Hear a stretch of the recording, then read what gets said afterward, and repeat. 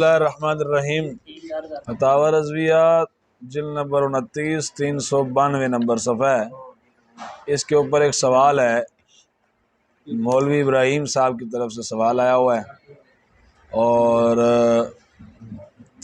مدرسہ سبحانیہ الہ آباد 17 رمضان المبارک 1337 ہجری کے اندر کتنا ہو گیا ہونا؟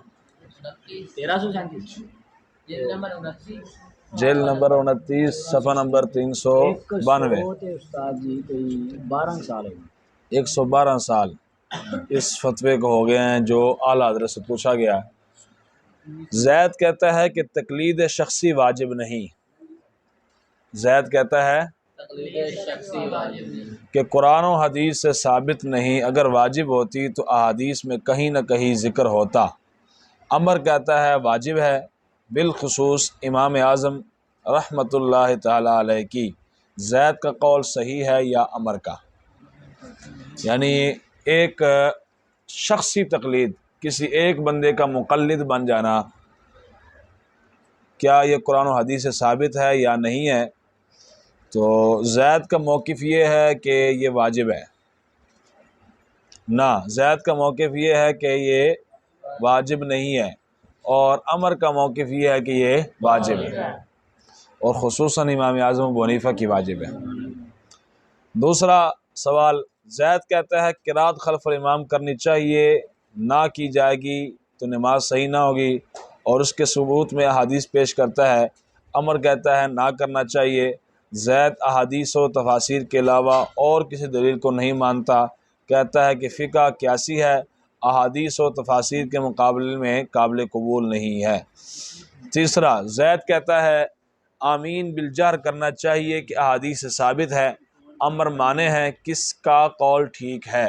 ایک ہی فتوے میں 3 طرح کے سوال پوچھے گئے ہیں، ایک تقلید کے متعلق، ایک قرات خلف الامام کے متعلق، اور ایک آمین بالجہر کے متعلق۔ یہ تینوں ہی معرکۃ الآراء مسائل ہیں جن کے متعلق آپ کو اور مجھے علم ہونا چاہیے۔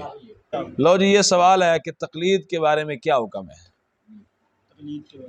زید کہتا ہے واجب نہیں ہے، اور عمر کہتا ہے واجب ہے۔ اس وقت بھی یہ معرکۃ الآراء مسئلہ ہے، خصوصاً امام اعظم۔ کچھ وہابی وہ ہیں جو غیر مقلد ہیں، تقلید کو نہیں مانتے۔ ہاں جی، میں پوچھ سکتا ہوں کہ ان کا سرغنہ کون ہے؟ ہاں جی، نذیر حسین دہلوی ہے، یہ بھی وہابی۔ وہابیوں کے اندر پھر شاخیں نکلتی تھیں، کچھ وہ تھے جو مقلد تھے، کچھ وہ تھے جو غیر مقلد تھے۔ اب غیر مقلد بھی ہو پھر بھی وہ وہابی ہے، مقلد ہو پھر بھی وہابی ہے۔ غیر مقلد اس کا سرغنہ کون ہے؟ نذیر حسین دہلوی، اور اس کے پھر دیگر پیروکار ہیں۔ اور مقلد وہابی جس طرح کہ یہ اشرف علی تھانوی ہے، گنگوہی، نانوتوی، یہ سارے کے سارے۔ تو اب یہ بھی ابھی بھی یہ مسئلہ ہے کہ کچھ لوگ ہیں غیر مقلد ہیں جو کہتے ہیں کہ قرآن تمہارے پاس موجود ہے، تمہیں کسی امام کے پیچھے لگنے کی کیا ضرورت ہے؟ حدیث تمہارے پاس موجود ہے، تمہیں کسی امام کے پیچھے لگنے کی کیا ضرورت ہے؟ کچھ وہ ہیں جو منکرین حدیث ہیں، جو یہ کہتے ہیں کہ جب آپ کے پاس قرآن ہے تو پھر تمہیں حدیث کی طرف جانے کی کیا ضرورت ہے؟ لو جی، تقلید کے بارے میں جب سوال ہوا تو آج بھی ہے، کچھ وہ ہیں جو حدیث کا سرے سے انکار کرتے ہیں، وہ کہتے ہیں جی قرآن تمہارے پاس ہے، حدیث کی طرف جانے کی کیا ضرورت ہے؟ ان کے خلاف بڑے دلائل ہیں، اور حجیت حدیث کے اوپر، حدیث جو ہے موجود ہے، حدیث کا انکار کرنے والا کون ہے، اور حدیث کا انکار نہیں کیا جا سکتا۔ قرآن کے اندر اس کے اوپر بڑے شمار دلائل موجود ہیں، سمجھ آئی کہ نہیں آئی؟ بات کریمہ اس کے اندر یہ ہے کہ جس چیز کا میرا حبیب تمہیں حکم دے اس کو مضبوطی سے پکڑ لو، اس کو لے لو، اور جس سے رک جائے، جس سے جناب تمہیں حکم نہ دے تو تم نے اس سے کیا رہنا ہے؟ باز رہنا ہے۔ اب یہ حدیث کے اوپر ہے کہ بھائی جب رسول اللہ حکم دیں اس کو لینا ہے، اور جس چیز سے حضور منع کر دیں اس سے باز رہنا ہے۔ تو اس سے مراد رسول اللہ کا فرمان ہے نا، اور کیا ہو سکتا ہے؟ یہ حجیت حدیث کے اوپر شمار دلال موجود ہے اس کے اوپر۔ بہرحال الزامی جواب آپ اس کو یہ بھی دے سکتے ہیں کہ جناب اگر تم کہتے ہو کہ صرف قرآن صرف قرآن صرف قرآن، انہوں نے کہا جناب پھر جیڑی تسی نماز پڑھ دے ہو ان چکنے نے، اتھے بننے نے، یا اتھے بننے نے، یا درمیان ہاتھ چکنے نے، یا رکھنے نے، یہ قرآن ثابت کر کے وکھاؤ کہ یا ایھا الذین آمنوا جو تسی نماز پڑھنی وہ کھاؤ جناب۔ وہ تو صرف ان یا ایھا الذین آمنوا اقیموا الصلاۃ، بس نماز قائم کرو، نماز اس تو پہلے بھی تسی یہ بھی پڑھ سکتے ہو کہ بھائی تسی کہندے ہو کہ جناب فجر دا ٹائم اتنا ہے، ظہر دا ٹائم اتنا ہے، عصر دا ٹائم اتنا ہے، مغرب کا ٹائم اتنا ہے، عشاء کا ٹائم اتنا ہے، اے 5 اوقات نماز قرآن تو ثابت کرو جڑے حدیث کا انکار کر دیں۔ سمجھ آئی کہ نہیں؟ تم نے کیا کہنا ہے؟ 5 اوقات صلاۃ جو ہیں یہ ثابت کرو، صرف اجمال ہے قرآن میں کہ نماز قائم کرو۔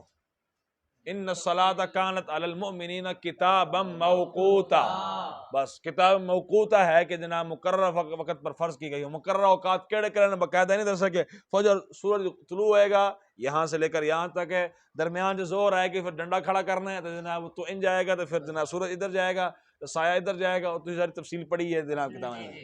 ایڈیاں تفصیلاں قرآن ہے کوئی نہیں، سمجھے کہ نہیں؟ لا رطب ولا یابس الا فی کتاب مبین، یہ کوئی شک نہیں ہے کہ ہر خشکی اور تری کی ہر چیز قرآن کے اندر موجود ہے، اس بات میں کوئی شک نہیں ہے، اور یقیناً ہر چیز کا علم اللہ تعالیٰ نے قرآن کے اندر رکھا ہوا ہے، لیکن کچھ چیزیں ہیں اجمالاً، کچھ ہے تفصیلاً، ٹھیک ہے؟ ان تمام چیزوں کا جو تفصیل ہے، جو شرح ہے، وہ رسول اللہ صلی اللہ علیہ وسلم کی ذات ہے، حضور کی ذات ہے۔ حضور نے آ کر جناب ان تمام قرآن کے اندر جو اجمال تھا، جو بھی چیزیں تھی، جو معانی تھے قرآن کے، وہ حضور نے آ کر سمجھائے ہیں، سمجھے کہ نہیں؟ تو بہرحال آپ ان سے یہ بھی پوچھ سکتے ہیں اوقات صلاۃ بیان کرو، پھر جناب زکوٰۃ کا حکم ہے، زکوٰۃ کتنی دینی ہے اور کیسے دینی ہے، یہ سارے طریقے کہاں ہیں؟ حدیث کے اندر، سمجھ آ گئی ہے؟ ان کے خلاف تو بے شمار دلائل ہیں، وہ دیے ہوئے علماء نے۔ پھر کچھ وہ ہیں حق مہر وغیرہ اور بھی چیزیں ہیں، تو اب قرآن کو مانا حدیث کو نہ مانا، ان کے خلاف۔ کچھ وہ ہیں کہ جناب جو قرآن کو بھی مانتے ہیں، حدیث کو بھی مانتے ہیں، اگو کسی امام کو نہیں مانتے، وہ کہتے ہیں جب قرآن تمہارے پاس ہے، حدیث تمہارے پاس ہے، تو تمہیں کیا ضرورت ہے کسی امام کی تقلید کرنے کی؟ قرآن پڑھو، حدیث پہ عمل کرو تو گل ختم۔ تقلید شخصی اس کو کہتے ہیں، کیا کہتے ہیں؟ تقلید شخصی، کسی یعنی شخصی ایک خاص شخص کی تقلید کرنا، اس کا کیا حکم ہے؟ کیا سوال ہوا؟ لو جی، وقت کے امام، اہل سنت کے امام، مجدد دین و ملت، الشاہ امام احمد رضا خان فاضل بریلوی رحمہ اللہ تعالی علیہ، سوال یہ ہوا کہ آیا واجب ہے یا واجب نہیں ہے؟ اعلیٰ حضرت اس تو اگلی گل کی تھی، کیا بات، آپ نے فرمایا تم واجب اور نا واجب، غیر واجب کے درمیان جناب جھگڑے کر رہے ہو، میرے کو سنو، فرمایا تقلید فرض قطعی ہے، تقلید فرض، اب بولو تسی یہیں بڑھ ڈر رہے ہو، اعلیٰ حضرت، تقلید فرض قطعی ہے۔ کیوں؟ اللہ تعالیٰ کا فرمان ہے فَاسْأَلُوا أَهْلَ الذِّكْرِ إِن كُنتُمْ لَا تَعْلَمُونَ، اگر تمہیں علم نہیں ہے تو پھر اہل علم سے کیا کرو؟ سوال کرو۔ جب تم سوال کرو گے تقلید ہوگی کہ نہیں ہوگی؟ سمجھ آئی کہ نہیں آئی؟ وقال صلی اللہ تعالی علیہ وسلم، رسول اللہ صلی اللہ علیہ وسلم نے ارشاد فرمایا لم يعلموا انما شفاء العی السوال، سنن ابی داؤد کتاب الطہارہ باب المجدی، حضور نے ارشاد فرمایا اگر وہ نہیں جانتے تو پوچھتے کیوں نہیں؟ اگر وہ نہیں جانتے، کیونکہ جہالت کی شفا سوال کرنا ہے، جہالت کی شفا، یعنی جہالت سے اگر آپ شفا لینا چاہتے ہو کہ جہالت ختم ہو جائے، جہالت بھی ایک مرض ہے نا، جہالت کا مرض ختم کرنا چاہتے ہو تو پھر کیا کرو؟ سوال کرو، کیا کرو؟ سوال کرو گے جواب مل جائے گا، جہالت ختم ہو جائے گی۔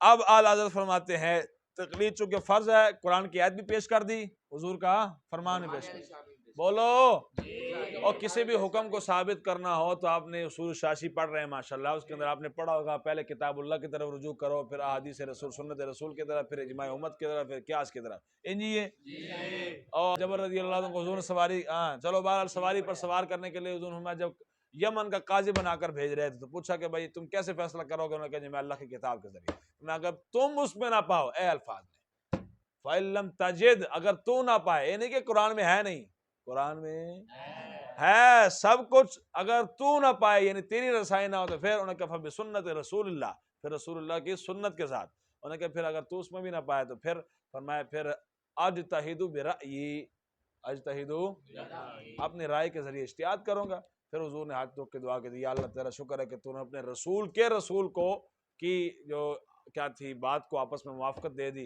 اور جیسے میں چاہتا تھا میرا قاصد بھی وہی چاہتا ہے۔ سمجھ آئی کہ تو لانگی جی؟ تو پھر معاذ ابن جبل کو آپ نے کیا کر دیا؟ روانہ فرما دیا۔ سمجھ آئی کہ نہیں؟ اور انداز کیا تھا کہ ان کو سواری پر سوار کیا ہوا تھا اور خود پیدل چل رہے تھے۔ سمجھ آئی کہ نہیں؟ لو جی، وہ پھر وہاں درجات بیان کر دیا، تو کتاب اللہ سے بھی دلیل دے دی، سنت رسول سے بھی دلیل دے دی۔ چلو بھائی، اب آگے کہتے ہیں اگر ایک مذہب کی پابندی نہ کی جائے، یعنی اگر کسی ایک مذہب فقہ حنفی کے مقلد آپ نہ بنے، یا فقہ شافعی کے مقلد آپ نہ بنے، فقہ مالکی کے مقلد آپ نہ بنے، اور فقہ حنبلی کے مذہب کے آپ پابند نہ بنے، تو پھر کیا ہوگا؟ کہتے ہیں اگر ایک مذہب کی پابندی نہ کی جائے تو یا وقت واحد میں شے واحد کو حرام بھی جانے گا اور حلال بھی جانے گا۔ پھر کیا ہوگا کہ ایک ہی وقت میں ایک ہی چیز کو حلال بھی جانے گا، حرام بھی جانے گا۔ کیسے؟ قرات مقتدی، پیچھے کھلو کے مقتدی صاحب قرات کر رہے ہیں، قرات خلف الامام والا جو مسئلہ ہے وہ بھی درمیان چ آ گیا۔ قرات خلف الامام، مقتدی کے لیے قرات کرنا کیسا ہے؟ شوافع کہتے ہیں واجب ہے، شوافع کہتے ہیں واجب ہے، احناف کہتے ہیں حرام ہے۔ مقتدی کا قرات کرنا امام کے پیچھے حرام ہے، احناف کہتے ہیں حرام ہے، شوافع کہتے ہیں واجب ہے۔ ہون جو کسی نے کسی ایک دن مگر نہیں چلے گا، یا شافی نہ ہوئے یا حنفی نہ ہوا، تو پھر کیا کرے گا؟ ایک ہی وقت میں وہ کیا کرے گا؟ ایک ہی چیز کو حرام بھی جانے گا، حلال بھی جانے گا۔ سمجھ آئی کہ نہیں؟ ہاں، شافی بن گیا تو پھر ان کے نزدیک واجب ہو جائے گی، حنفی بن گیا تو ان کے نزدیک کیا ہو جائے گی؟ حرام۔ ایک پاسے تو لگے گا نا، وہ کسی بننے دے لگے گا نا، نہیں تو وچکار اڑیا، نہ آسمان تھا نہ زمین تھے، وچکار اڑیا تھے۔ سمجھ آئی کہ نہیں؟ آسمان سے گرا کھجور میں اٹکا، او صاحب ایک یا کو بندہ آسمان کی طرف ہوئے تو پھر دے آئے، یا زمین درمیان چڑھے، نہ چھاتے ہوئے تو نہ زمین تے ہوئے، اتنے وچکار اڑیا ہے۔ سمجھ آئی کہ تلانگی جی؟ اب اس کی یہ کیفیت ہے کہ ایک اس کو پتہ نہیں چل رہا کہ بھئی اب میں کیا کروں، کہ ایک طرف جناب حرام ہے، ایک طرف کیا ہے؟ واجب ہے۔ ہاں، شوافع کے پیچھے چل جائے تو پھر کیا ہو جائے گا؟ اس کے نزدیک واجب ہو جائے گا، اور اگر احناف کے پیچھے چل پڑے گا تو پھر کیا ہو جائے گی؟ حرام ہو جائے گا۔ اور وقت واحد میں شے کا حلال و حرام دونوں ہونا محال ہے۔ ایک ہی وقت میں اگر کوئی بندہ ایک چیز کو حلال بھی جان رہا ہو، حرام بھی جان رہا ہو، ایسا کرنا، ایسا سمجھنا ممکن نہیں ہے۔ جب نہیں ہے تو کہتے ہیں اس وقت اس کو کسی نہ کسی امام کے پیچھے چلنا پڑے گا۔ سمجھ آئیے؟ ایسا ہوگا، یا پھر ایسا ہوگا، یا یہ کرے گا کہ ایک وقت حلال سمجھے گا، دوسرے وقت حرام، تو یہ اس آیت میں داخل ہوگا یحلونہ عاما ویحرمونہ عاما، یعنی اگر ایک ہی وقت میں ایک ہی شے کو حلال اور حرام کہتا ہے کہ میں نہیں سمجھتا، بلکہ میں کہتا ہوں کہ تھوڑی دیر پہلے حلال سی، تھوڑی دیر بعد جناب حرام ہو جائے گی، تو پھر تو یحلونہ عاما ویحرمونہ عاما کے تحت داخل ہو جائے گا۔ مطلب کیا ہو جائے گا؟ ایک سال اسے حلال ٹھہراتے ہیں اور ایک سال اسے حرام ٹھہراتے ہیں۔ سمجھ آ گئی ہے؟ تو اس زمرے میں داخل ہو جائے گا، یہ بھی جائز نہیں ہے۔ تو کہتے ہیں لا جرم، یقینی طور پر پابندی مذہب لازم ہو گیا، پابندی مذہب کسی نہ کسی مذہب کی پابندی کرنا کیا ہو گیا؟ لازم ہو گیا، اور اس کی تفصیل ہمارے فتاوی میں موجود ہے۔ واللہ تعالی اعلم، واللہ تعالی اعلم۔ سمجھ شریف آئی کہ تو لنگی جے؟ تو اس لیے تقلید کسی نہ کسی کی کرو گے تو پھر جناب کسی بننے لگو گے، ورنہ پھر مسئلہ گمبھیر سے گمبھیر ہوتا چلا جائے گا، پھنستے سے پھنستے چلے جاؤ گے۔ مجھے بتاؤ، ایک طرف جناب رفع دین کے کرنے کی حدیثیں ہیں، ایک طرف رفع دین کے نہ کرنے کی حدیثیں ہیں۔ جیڑا کہے کہ میں قرآن کو مانتا ہوں، صرف حدیث کو مانتا ہوں، میں کسی نہ کسی بھی امام کی تقلید نہیں کرتا، عمل کر کے بخاوے پھر۔ اس لیے کسی دا پلہ پکڑو، کسی دا مگر چلو۔ امام اعظم، امام کائنات، امام الائمہ، سراج الامہ، کشف الغمہ، مالک الازمہ، امام اعظم ابو حنیفہ رحمت اللہ تعالی علیہ، اتنا بڑا ڈاڈا جس نے 100 مرتبہ خواب کے حالت میں اللہ کا دیدار کیا ہیں، او امام اعظم ابو حنیفہ۔ اور جو تابعی بزرگ ہے، جس کے استاد صحابی ہیں، تھوڑا استاد میں ہاں، میرے استاد فلانا ہے، میرا استاد فلانا ہے، کوئی تابعی کو نہیں کہ تابعی کتنے لانگے نے، تابعی بھی ساڑا استاد، او کتنے جا کے آئے گا. تو امام اعظم ابو حنیفہ کے ڈائریکٹ استاد صحابی ہیں, صحابہ کا فیض لیا انہوں نے, سمجھے کہ نہیں آئی. اور پھر ان کے والد جب آئے تھے مولا علی شیر خدا کے پاس, اس وقت مولا علی شیر خدا نے ان کے والد کے حق میں دعا کی تھی, اللہ تیری اولاد میں برکت عطا فرما. برکت پھر امام اعظم ابو حنیفہ کی صورت میں ہوئی, سمجھ آئی کہ نہیں آئی. اور پھر بڑے بڑی آپ کی تعریفات, آپ کی شان, آپ کی عظمت, آپ کے جناب مناقب پر پھر کتابیں لکھی گئیں. ابن حجر مکی نے کتاب لکھی خیرات الحسان کے نام سے, اور بڑے بڑے ائمہ نے پھر کتابیں لکھی آپ کی شان پر, سمجھ آئی کہ نہیں. بہرحال امام اعظم ابو حنیفہ, ان کا پیروکار, یا امام شافعی, امام احمد بن حنبل, امام مالک, ان میں سے کسی ایک کے ساتھ لگ جاؤ گے تو انہوں پھر وہ سمجھائیں گے کہ بھائی یہ دونوں رفع دین کی, دونوں حدیثیں آ گئی, ایک طرف رفع دین کی ہے, ایک طرف عدم رفع دین کی ہے. تو ان دونوں کے اوپر عمل کیسے کرنا ہے, تطبیق کیسے دینی ہے, کس کو منسوخ کرنا ہے, کس کو ناسخ بنانا ہے, کس پر عمل کرنا ہے, کس کو چھوڑنا ہے, یہ امام کا کام ہے. اس لیے کہ اس کی نظر عمیق ہے, گہری نظر کا ہے, وہ دیکھ رہا ہے, اس کو فنون آتے ہیں, صرف آتی ہے, نحو آتی ہے, بلاغت آتی ہے, منطق آتی ہے, حدیث کا اس کو علم ہے, سارا کچھ اس کو علم ہے. تیروں میں قرآن پڑھنا نہیں آتا, الو دیا پٹ ہے تو کہنا جناب امام اعظم ابو حنیفہ تقلید نہیں کرنا, اور تجھے قرآن پڑھنا نہیں آتا, تیرے پاس اتنا ٹائم نہیں ہے کہ تو قرآن اٹھا کر پڑھ سکے, اب تو بیٹھ کے قرآن سے مسائل کا استنباط استخراج کرے گا, کیوں جی؟ جی اختیار دے دیتا جاوے کہ جیڑا مرضی اٹھ کے جناب قرآن سے مسائل دا استخراج استنباط کر سکے گا, تو پھر تو جناب اے جو الو اٹھن گے تو کہیں گے یا ایھا الذین آمنوا لا تقربوا الصلاۃ, لا تقربوا الصلاۃ, نماز کے قریب نہ جاؤ, قرآن کہہ رہا ہے, بس ٹھیک, اگلی نہیں پڑھنی, وانتم سکارا نہیں پڑھنے, لا تقربوا الصلاۃ, لا نماز نہ پڑھو بغیر ختم, سو جائے بس, موجہ لگی, سمجھ آئی کہ نہیں آئی, اور موجہ لگی ہیں, سو جاؤ, اور سمجھ آئی کہ نہیں. اور پھر کسی امام کو بیٹھنا پڑے گا اور سمجھائے گا الو دیا پٹھیا وہاں تم سکارا نہ لے, جب تم نشے کی حالت میں اس وقت نماز کے قریب نہ جائے, سمجھ آئی کہ نہیں آئی. حدیثاں جناب دونوں طرح دی آئی ہیں جناب, رفع دین کے بھی, عدم رفع, اسی طرح کتنی احادیث ہیں جن کے درمیان تعارض ہے, ایک طرف کرنے کا حکم ہے, ایک طرف نہ کرنے کا حکم ہے. آپ کرو, ہاں جب کرو گے تو پھر پھنس دے ہو, نہ کرنا لیتے رہ گئے, جب نہ کر دے تو پھر کرنا لیتے پھنس جاتے, سمجھ آئی کہ نہیں. احساس ہے کسی نہ کسی نے مگر ٹر پو, جب کسی نے مگر ٹرو گے نا, چلو گے, ہوئے گا پھر کیا, اس کا موقف جو ہوگا, اس کا جو مذہب ہوگا, وہ پھر وہ ہوگا کہ, سمجھ آئی جی. تو بہرحال کسی نہ کسی کے پیچھے چلیں گے, وہ آپ کو بتائے گا. اب تیری میری علم کی رسائی اتنی ہے کہ ہم احادیث کے درمیان تطبیق دے سکیں. تجھے مجھے علم پتہ ہے کہ فلاں حدیث کی تاریخ کب ہے, فلاں حدیث کا جو راوی ہے ضعیف ہے, صحیح ہے, ثقہ ہے, غیر ثقہ ہے, کیا ہے, کچھ تجھے مجھے نہیں پتا. تیرا میرا کام کیے کسی نہ کسی مگر توڑ پاؤ, او جانا تو انہوں نے کام جانے, محنت ہونا کرنی ہے, تسی میں صرف انہوں نے مگر جناب اسی تواڈے مگر ہاتھ بن کے کھڑے ہیں, بس ٹھیک ہے, بس ہاتھ بن کے کھڑے ہیں. جیڑی تسی بناؤ گے فقہ, جیڑے جناب تسی سانو مسائل دسو گے, اسی اس تے عمل کریں گے, بس باقی تیرا میرا کام کوئی نہیں. دوسرا کہتے ہیں فقہ کو نام ماننے والا شیطان ہے. اعلیٰ فرماتے ہیں, بولو, جیڑا کہے کہ قرآن ہے, حدیث ہے, فقہ کی طرف جانے کی کیا ضرورت ہے, وہ کون ہے, کون ہے, ادھر دیکھو بھائی, کہتے ہیں ائمہ کا دامن جو نہ تھامے, ائمہ کا دامن جو نہ تھامے. ائمہ سے مراد امام اعظم ابو حنیفہ, امام شافعی, امام مالک, امام احمد بن حنبل. ائمہ کا دامن جو نہ تھامے, وہ قیامت تک کوئی اختلافی مسئلہ حدیث سے ثابت نہیں کر سکتا. کر کے بخا گے, مثالہ دے دیتے ہیں دونوں. کوئی اختلافی مسئلہ حدیث سے ثابت کب تک, جب تک کسی امام کا دامن نہیں تھام لیتا. امام کا دامن تھام لے گا, پھر وہ اس کو مسائل سمجھ آنا شروع ہو جائیں گے.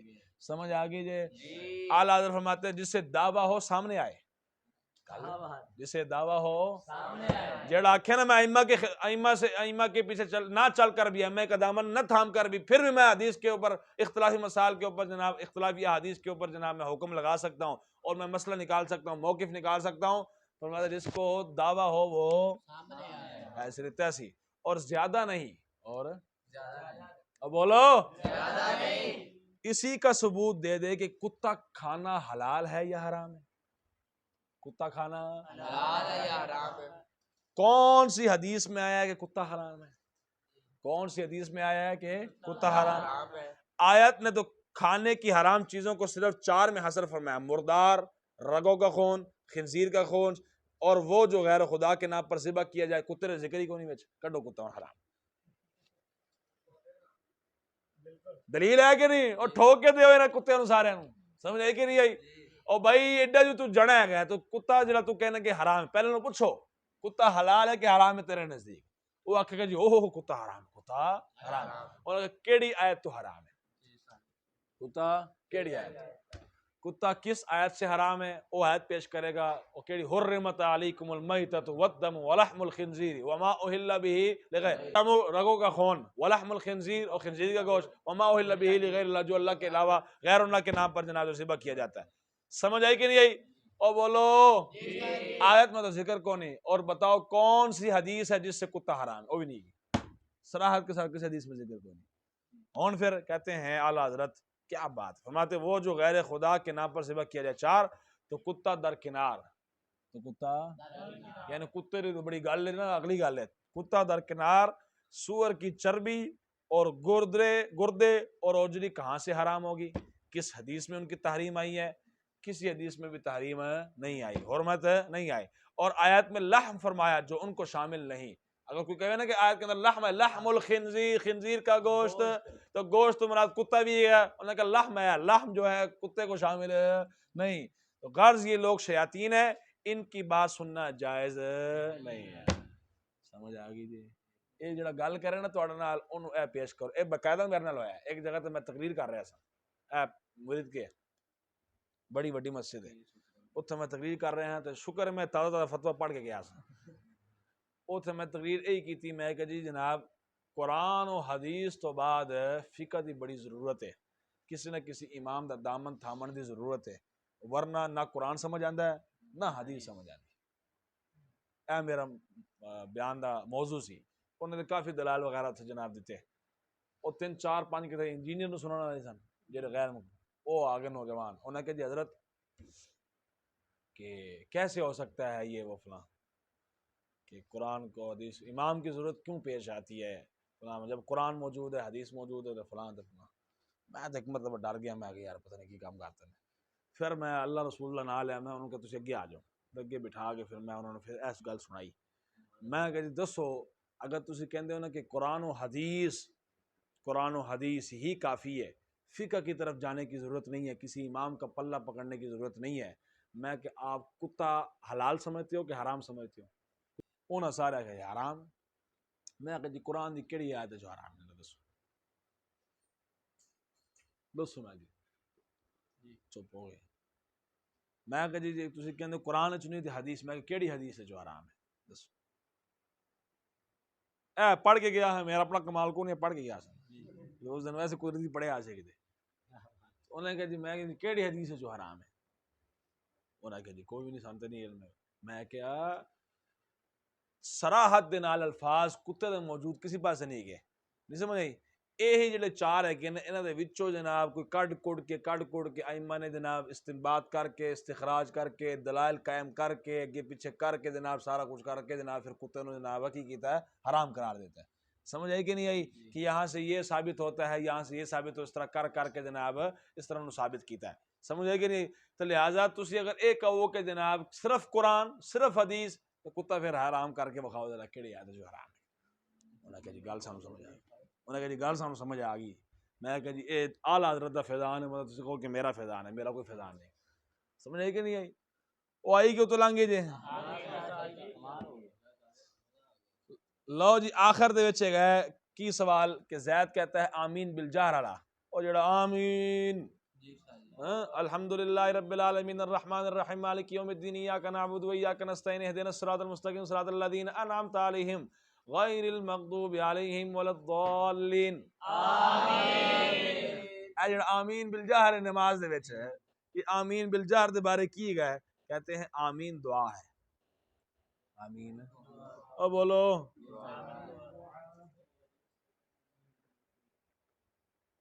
آمین دعا ہے، اور دعا کی اخفاء کا قرآن حکیم میں حکم ہے. سمجھ آئیے؟ آمین کیا ہے؟ دلیل صغرے کبرے بنا کے پھر نتیجہ کڈی دا ہوندا ہے. منطق پڑھ رہے ہو تسی؟ ٹھیک ہے، یہ ان صغرا بن رہا ہے. دلیل کیویں دے رہے نے کہ دعا آمین دعا ہے، آمین اور دعا کے اخفاء یعنی دعا کو پوشیدہ رکھنا، خاموشی کے ساتھ دعا کرنا، اس کا حکم قرآن میں ہے، اس کا حکم جب قرآن میں ہے اور حدیث مرفوع بھی اسی کا افادہ فرماتی ہے، یعنی حدیث مرفوع میں بھی یہی آیا کہ جناب دعا کو مخفی خاموشی کے ساتھ کرنا چاہیے. سمجھ آئی کہ نہیں آئی؟ جب ایسی صورتحال ہے تو پھر آمین بھی چونکہ دعا ہے تو پھر آمین کو بھی آہستہ کہنا چاہیے. سمجھ آئی کہ تو لانگی جی معلوم ہوا کہ آہستہ کہے گا. اذ قال ولا الضالین قولوا آمین فإن الامام یقولها. حدیث شریف میں آتا ہے کہ جب امام ولا الضالین کہے تو تم آمین کہو کہ امام بھی کہے گا، امام بھی کہے گا. نسائی شریف کے سے پاک معلوم ہوا کہ آہستہ کہے گا، آہستہ کہے گا. کیسے کہے گا؟ اصل یہ ہے کہ امام کے فعل کے ساتھ اس کا فعل ہو. اگر وہ آمین بالجہر کہتا مقتدیوں کو معلوم ہوتا تو یہ فرمایا جاتا کہ جب وہ آمین کہے تو تم بھی کہو. یہاں یہ نہ فرمایا بلکہ اس کا فعل بتایا کہ جب وہ ولدالین کہے تو تم آمین کہو. اس کی موافقت کے خفی تھی، ظاہر فرما دی کہ وہ بھی کہے گا. ادھر توجہ فرمائیے گا، اعلیٰ حضرت نے بڑا زبردست استدلال کیا. حدیث شریف میں ہے کہ حضور نے فرمایا کہ جب امام ولدالین کہے، کیا کہے؟ تو تم آمین کہو، تم آمین کہو، کیونکہ امام بھی آمین کہتا ہے، امام بھی آمین کہتا ہے. اب حضور نے فرمایا ہے کہ جب ولدالین وہ کہے پھر تم نے کیا کہنا ہے؟ آمین. اس کا مطلب یہ ہے کہ جو امام ہے وہ آمین اونچی آواز سے نہیں کہتا، اسی لیے کہا گیا کہ جب ولدالین کہے گا یہ علامت بن گئی ہے اس بات پر کہ تم نے ساتھ ہی آمین کہہ دینا ہے. کیا کہہ دینا ہے؟ لیکن آمین کیسے کہنا ہے؟ جیسے امام نے کہی ہے.